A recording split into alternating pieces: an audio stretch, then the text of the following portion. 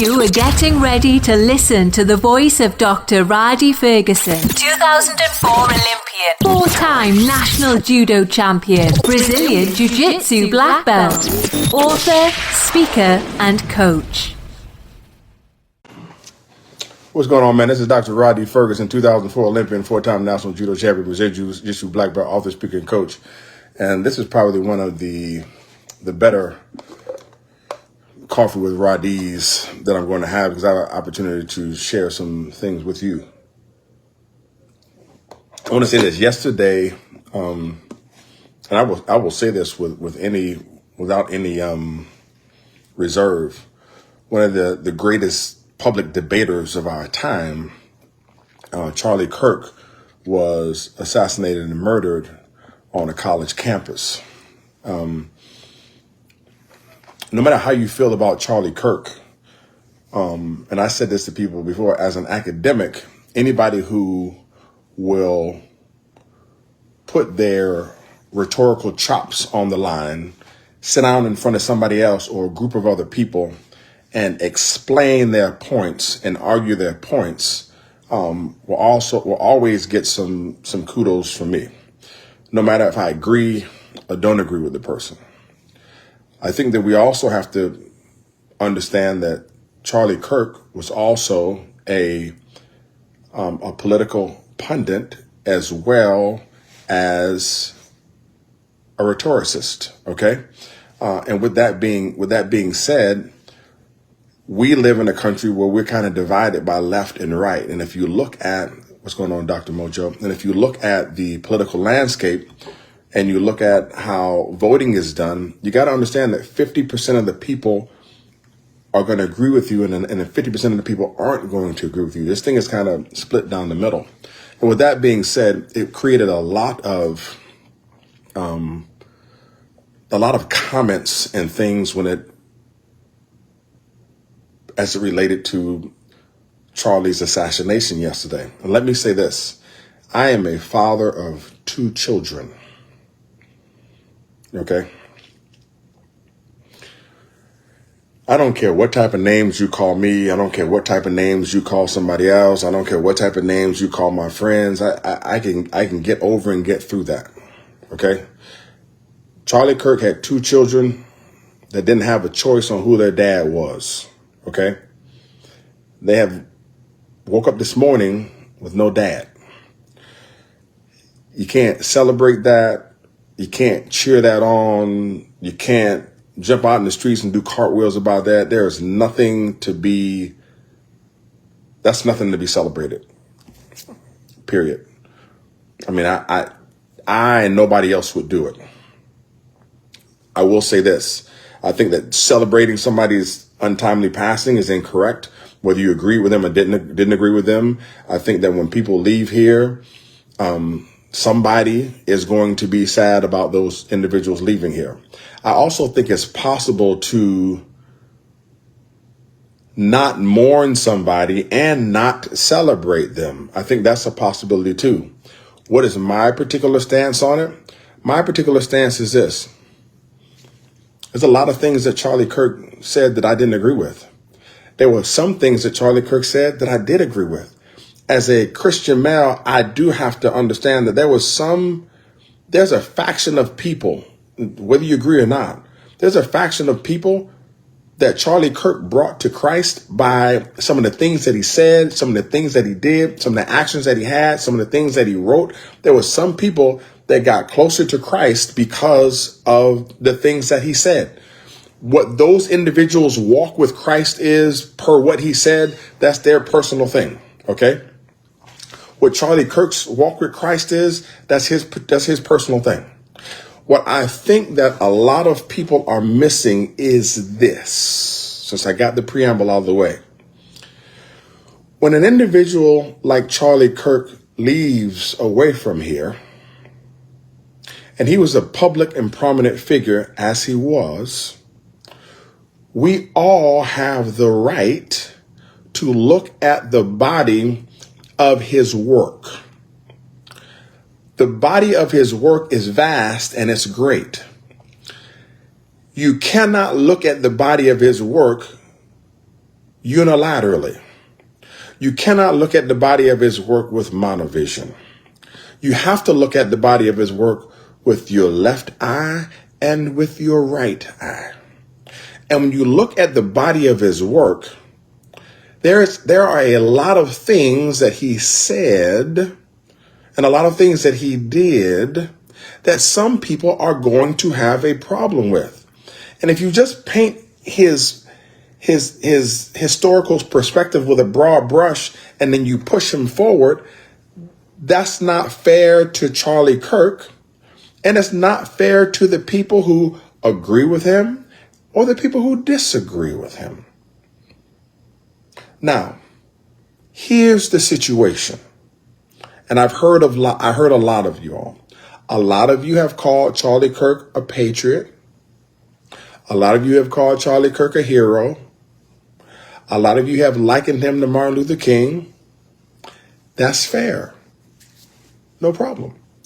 It's also fair, and you also need to be able to hear and recognize when some people say Charlie Kirk is a racist, when some people say Charlie Kirk is a misogynist, when some people say Charlie Kirk is divisive. You have to make space for those people too. I think that we get in this position where we double down on what we want to believe so much that we don't make space to listen to what somebody else believes.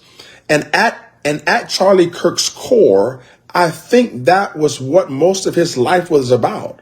He started his career by setting up a table with a sign saying, "Prove me wrong." You cannot be in the space that Charlie Kirk sat in and then have a problem with disagreement. Even if the disagreement is inflammatory and you don't agree, even if you don't agree, even when people say, "I don't give an F about Charlie Kirk, I'm glad that he's passed away," and I don't agree with that. I don't agree with that stance. However, I can listen to somebody who feels like that and say, "Hey man, why do you feel like that? Here's why I don't think that's the right thing. But I do understand where you're coming from.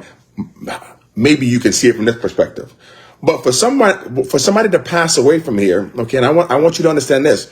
He passed away from here, and many of you 100% politicized his death by saying the people on the left or the libtards or the people who are, when you say stuff like that, you begin to create division.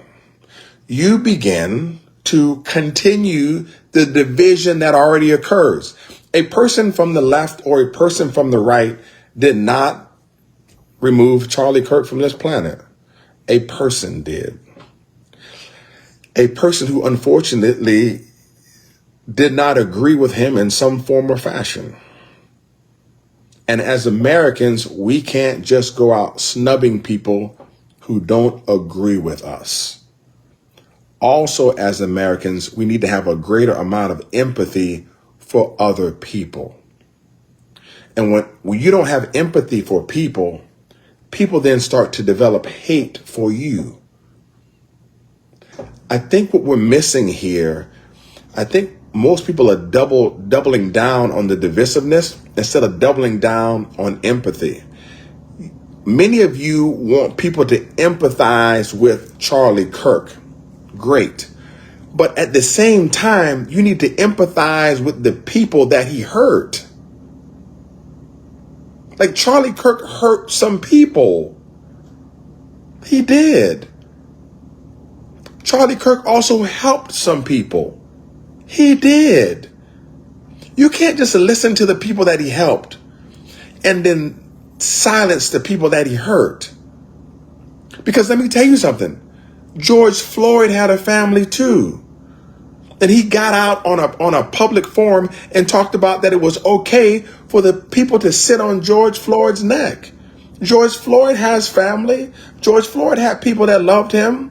George Floyd had people that that honored him, that laughed with him, that probably sat down with him and told jokes and was looking to see him the next day and didn't see him. And instead of Charlie Kirk having empathy for Floyd in that moment, he did not. And a lot of you bypass that. A lot of you are angry at people doing the same thing that you did to George Floyd. And you need to make space for your behavior, and you need to make space to assess the behavior of the friends in your circle, and you need to make space to assess some of the decisions that you made and some of the things that you said, and you need to make space for that. And stop shutting other people down because they don't think how you think and they don't believe what you believe. People see things from a different perspective based upon their conceptual framework. You may believe that Charlie Kirk was a patriot and a hero like Donald Trump does. You may believe that. And there's other people who believe that he's a piece of shit. And they believe that. And that doesn't make you right and them wrong, and them right and you wrong. It makes you all different. And I think what's so terrible or right now about the United States is that we no longer want to build up this tapestry that we call the United States of America with different colored threads. We want a singular thread to run through the whole tapestry. And then we want to blanket the country like that. We want to blanket the country with a red blanket or blanket the country with a blue blanket. That's not how we blanket the country. This country is made up of a lot of different people, a lot of different backgrounds, a lot of different experiences. Yes, I have my particular beliefs as a Christian male, but my particular beliefs don't allow me to walk around and call everybody else an infidel and then cast these people off and then say that this country needs to be run this way because this is what I believe. This is the United States of America. And I think some of you all, when you run around and you say, America, America, America, I think you all should stop saying that. I think you all should get back to saying the United States of America, because a lot of you all are forgetting the united part. And we can't be united unless we unite. And we can't unite unless we find areas on which we agree. The Bible speaks about how can two walk together unless they agree. We may not be able to agree on Charlie Kirk. We can agree that we all agree on free speech. And if we agree on free speech, then you have to agree with the stuff that you like about Charlie Kirk and the stuff that you didn't like. You have to agree with the stuff that you want to say about him and the stuff that you don't want to hear about him. Because you can't just shut down somebody else because you don't agree. We both agree that Charlie Kirk had the right to speak, and this day he should have the right to still be speaking, whether we agree with him or not. We agree on that premise. And on that premise, you have to agree with listening to people who didn't agree with Charlie Kirk. Come on, man. You don't understand, because many of you did not take any classes. You don't understand about the development of the self-concept of the black child. When Charlie Kirk says that he questions the validity of a black pilot when he hops on a plane, no matter who does it, okay, there are people who hear that. There are children who hear that. And there's a black child or a person of color who hears that, who then, because of those particular words were spoken, will then question his or her ability to sit in that space and then go through life with imposter syndrome.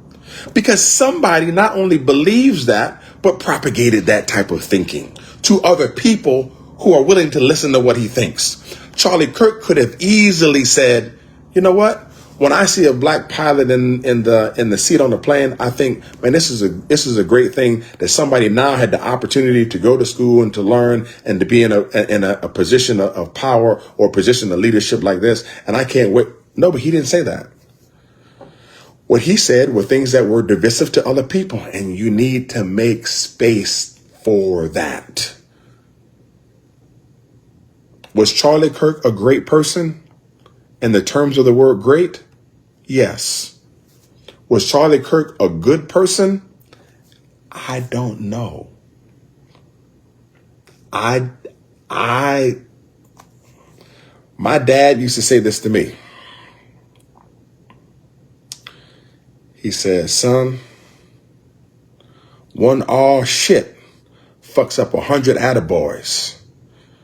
And what that means is you can do 100 things right, 1,000 things right.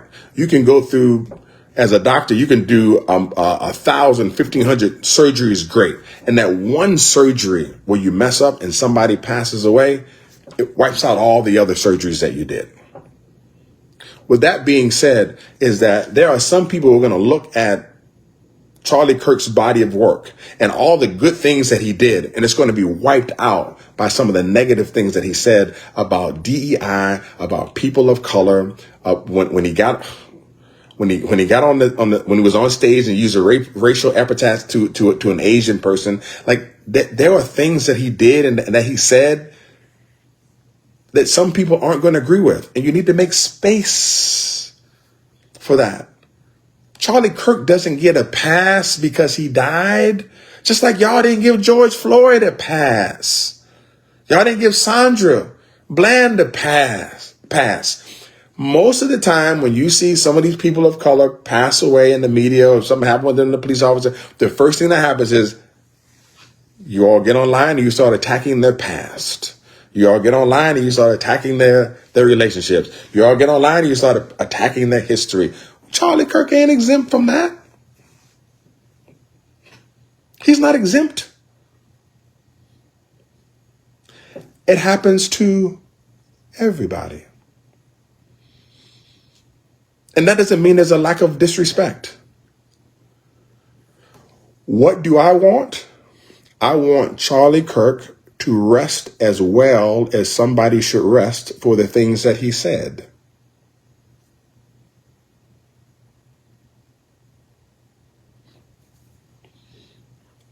I want for people to have empathy that he passed away. I want for people to pray for his children because they don't have a dad right now. That's what I want. And I also want for people to be able to listen to people who see things differently than the way you do. Because just because you see them the way that you see them doesn't make you right. Just makes you human. As I always say, remember, I love you, but God loves you best. You are getting ready to listen to the voice of Dr. Rhadi Ferguson, 2004 Olympian, 4-time national judo champion, Brazilian jiu-jitsu black belt, author, speaker, and coach.